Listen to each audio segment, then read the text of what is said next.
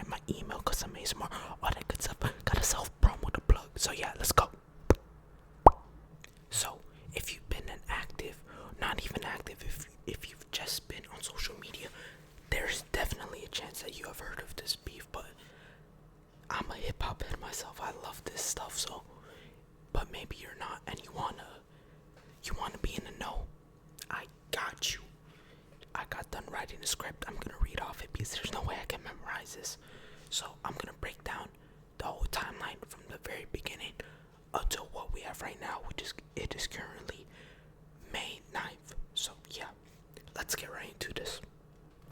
This whole beef started when Metro Boomin and Future released their collab album titled We Don't Trust You.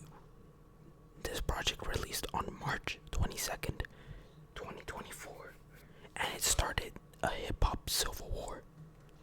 On the 6th track, titled Like That, there was a hidden feature at the time of its release, and the hidden feature happened to be Kendrick Lamar.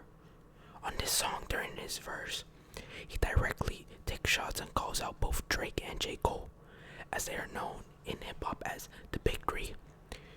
The three biggest and most successful and best artists to come out from the 2010s era, which is universally agreed upon many people, for the most part. On this song, Kendrick would say, F the Big Three, it's just Big Me, as a warning shot, and also taking even more shots at Drake, saying, for all your dogs getting buried, that's okay with all these lines, he gonna see Pet Cemetery, a reference to Drake's album which released in 2023 titled For All the Dogs. So then this would jumpstart the entire beef as well. Yes, these weren't crazy bars, it was a warning shot. It started everything. He threw the first punch. Now after this tension was caused and the whole social media went crazy, we would get a random surprise drop just 2 weeks later from J. Cole himself titled Might Delete Later. This was a full-on album, or mixtape as you want to call it. It was mainly just a bunch of throwaway songs, and it's called Might Delete Later. So it wasn't anything crazy. I thought it was pretty good though. But the final title song was called 7 Minute Drill. Now 7 Minute Drill was a full-fledged diss track towards Kendrick Lamar. Cole would talk about how he feels that he is better than K-Dot, and he judges him for not dropping as often, and he even disses his catalog, saying that To Pimp a Butterfly was boring, that Mr. Morale was a flop, and that Damn was his peak, and he hasn't been hot since, basically. And he also pokes fun of him for being short, and overall he just dogs on him the whole song in the sense of making fun of him. Now, this came as, like, people were excited because, oh wow, he just dissed him. Now some people were debating on whether it was good or bad. I'm not gonna include my opinion on this. But just 2 days later at Dreamville Fest, which is J. Cole's own festival, show that he would host, he publicly apologized to Kendrick Lamar, and he said that this was the lamest thing he has ever done in his whole career, and he announced that he would be deleting the diss track from streaming services. April 12th, 7 Minute Drill was no longer on streaming, and then the public / social media had a field day with this one, man. He was clowned at so much criticism. Even still, he's still facing a lot, but that's something else to get into. So yeah, after J. Cole deleted his diss track on April 12th, a day later, April 13th, there was a leak of a Drake diss track titled Push-Ups. Now this, which later on was to be confirmed real, at the time it was not, so many were speculating on whether it was AI or not. It turns out that this was just a demo, so it was not mixed or mastered, and it wasn't even fully finished yet, so this is why people assumed it was AI. In the leak, Drake, this is Future, Metro Boomin, Rick Ross, Kendrick Lamar, John Moran, and a couple more people. I believe ASAP Rocky and The Weeknd as well. And he name drops people like Travis Scott says on 21 Savage. Now, suddenly, after people were debating if it was AI or not, it was later revealed that it wasn't AI. Just a couple hours later, I believe only like 2 hours later, Rick Ross would respond to the diss with his own diss track titled Champagne Moments. Ross would call out Drake for getting a nose job to make his nose smaller. He did not, he refused that he unfollowed him because he sent a cease and desist to French Montana, and he would repeatedly call him white boy, which would be important later, kind of like a jump movement. And he would also, in the cover art, he would title him BBL Drizzy, and he would call him multiple times on his Instagram stories BBL Drizzy. This will become important later. Drake and Ross would then go back and forth via Instagram stories, and that's something you will hear me say a lot in this. Now, 2 days later, on April 15th, a Kendrick Lamar diss track was leaked, and once again people were speculating on whether or not it was AI. Somebody close to Kendrick's camp by the name of Daylight, who was also a rapper, he would confirm that this was AI. The same day, Rick Ross would release a song on streaming services, and Drake would continue to post tons of Instagram stories poking fun at Kendrick Lamar, and most notably Metro Boomin, with the line, you know. So yeah, Drake would release his diss track Push-Ups officially on April 19th. So yeah. The same day later, on the 19th, Drake would release another diss track towards Kendrick Lamar titled Tailor Made Freestyle. Here, he took a much different approach that I haven't really seen anyone do. I guess that's with the times. He would use AI to imitate the voices of both Tupac and Snoop Dogg, because these are, as Kendrick Lamar even said himself, these are some of his biggest idols and influence within music. He raps from the perspective of both Pac and Snoop. Like, they're talking to Kendrick Lamar, basically saying, bro, hurry up and respond. And Drake himself would have his own verse as well. It basically poked fun of Kendrick for not, for being completely silent during this whole thing. He also called out everyone involved, like The Weeknd, A$AP Rocky, etc., you know, and all the other names I've mentioned so far. So yeah, now we take a turn, because April 20th, the next day, the Vultures, aka Kanye West and Ty Dolla $ign, they would insert themselves into this beef just randomly, by remixing the song that started this whole Like That, which Kanye West previewed in an interview with Justin LaBoy titled The Download Episode 1. Kanye says that he has Kendrick's back with one of the opening bars saying, "Yo, Dot, I got you." Kendrick's nickname being K-Dot. And in this, he takes shots at both Drake and J. Cole. It was uploaded on YouTube officially the 21st, and just one day later, on the 22nd, it was taken down. He would then re-upload the song without Future's part on the 24th, and then a day later, on the 25th, the original remix was added back up to his channel. This was apparently either by Sony or Drake. I'm not sure yet. On the 25th, Drake would remove his tailor-made freestyle from social media due to the Tupac estate threatening to sue him over the AI voice. Drake would then continue to troll Kendrick Lamar more via Instagram stories. This is how you know it's good, because the next day, what a month this was for hip-hop, man. Kendrick Lamar broke his silence. He would release his 6-minute-long diss track towards Drake titled Euphoria. Not even diss track, warning shot. This was a warning shot towards Drake titled Euphoria, and this has multiple meanings to it, which I'm not going to get into this. Here, Kendrick Lamar calls Drake out for being a fraud in all types of ways, and he rips into his character directly, elaborating on the points Rick Ross made of him being a white boy. And he basically says he's a fraud African American, which he quite literally, I shouldn't get my opinion on this, but he quite literally is. He's not American, he's Canadian. That's all the input I'm gonna give, though. A few hours later, it would appear on streaming services, as originally it was uploaded on YouTube. It was so big that it broke the website Genius. I would say listen to the diss track in general for more details so you can get it all to it. I'm not gonna break it down or else we'd be here forever. Rick Ross would respond to Drake via Instagram stories, basically saying, "BBL Drizzy, BBL Drizzy, don't respond to this."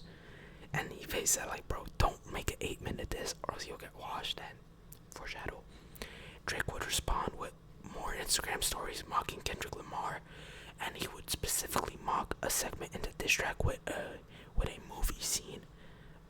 So yeah. A few days later, on May 3rd, Kendrick Lamar would double down, releasing another diss track towards Drake titled 616 in LA, and this has multiple meanings, which I'm not going to get into.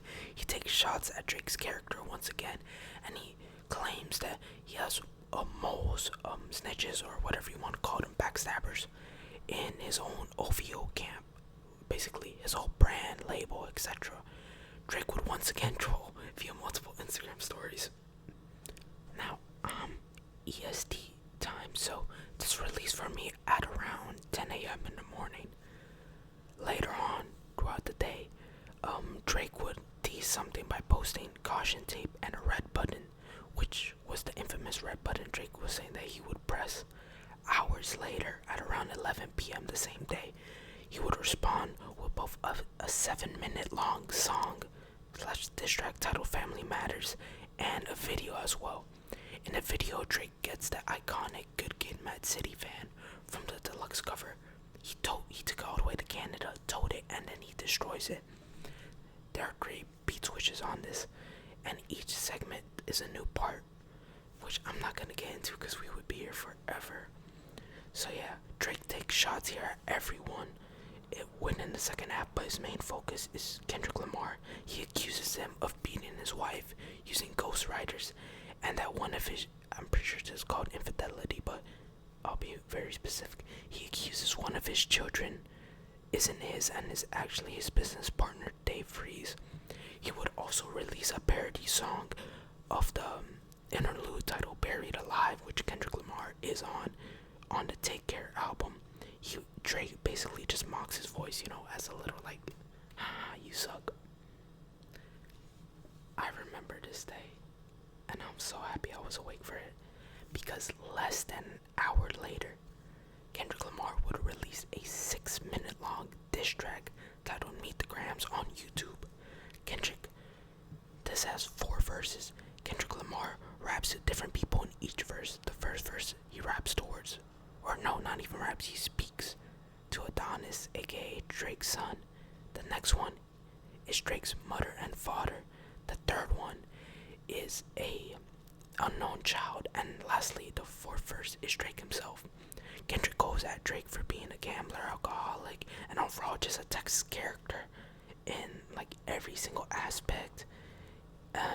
He makes the major accusation that Drake has a 11-year-old daughter, and he isn't present in her life, and that he's a deadbeat. Kendrick would also mention some other Diddy-like allegations, no Diddy, towards Drake, if you know what I mean. All of this will happen on May 3rd, 4 songs in total. This is a day in hip-hop that will go down in history, and we won't ever forget. Drake would respond to the claim about the daughter, denying them via Instagram stories a couple minutes later, saying that if someone can show proof that he has a daughter, he'll quit rapping and work for them. So yeah. A day later, Drake would release Family Matters, his 7-minute diss track, on streaming services. The same day, Kendrick Lamar would release a new diss track towards Drake titled Not Like Us. Here, Kendrick Lamar takes shots at Drake's character, OVO, and calls out Drake, and he calls Drake out for his very strange Diddy-like behavior towards younger women, if you know what I mean. I can say it, I can't say that here on YouTube, but just search for yourself and you'll see multiple videos and all that stuff. It's pretty strange. The same day, it would be released on streaming services along with Meet the Grams.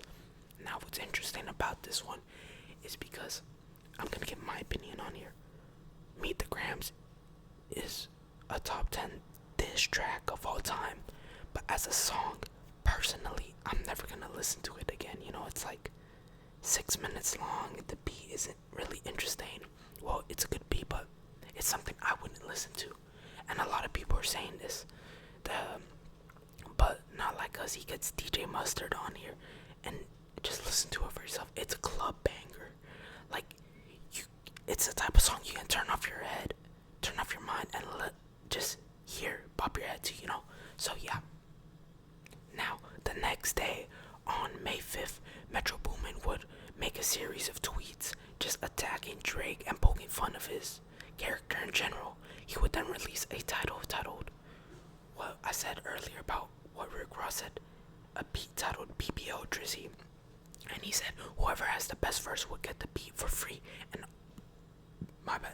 also win $10,000. This started an ongoing trend of people, just random people submitting Drake disses. Drake would respond to this by making a comment on Instagram, basically saying, "Oh, you made a beat about my ass." So yeah, as of right now, it's still going on. I believe Miles has the most popular diss track right now. So yeah, very interesting play by Metro. Very smart one too. Later that same night, the 5th, Drake would respond to Kendrick Lamar via a new diss track titled The Heart Part 6, which is a play on Kendrick's own series. He would throw shots at Kendrick's relationship status with his wife, and he says that he was diddied as a child based off a song titled Mother I Sober from Mr. Morale, which he wasn't, by the way. I don't know how you misinterpret that. And most importantly, he plays defense against all the Diddy allegations by saying very interesting lyrics, like he predicted this angle. So basically saying that he predicted he would be called a Diddy, and he mentions Millie Bobby Brown, which is pretty strange because nobody mentioned Millie Bobby Brown, So yeah, that's pretty weird. And he says that everything in all of his raps is facts, and that basically Kendrick Lamar is lying. He says on the outro of this song that he won't tolerate it anymore, so this could be a hint towards no more diss tracks maybe. Rick Ross would later respond, basically saying that it was trash. And as of recording this, there have been no new diss tracks released yet. The Heart Part 6 was met with really negative reception, receiving over 1 million dislikes on YouTube, which surpassed the number of likes, so has more dislikes than likes. Meanwhile, Kendrick Lamar is battling himself for a #1 song between Not Like Us and Euphoria, and he's breaking countless of records, whether it's streaming or Billboard, which is very impressive.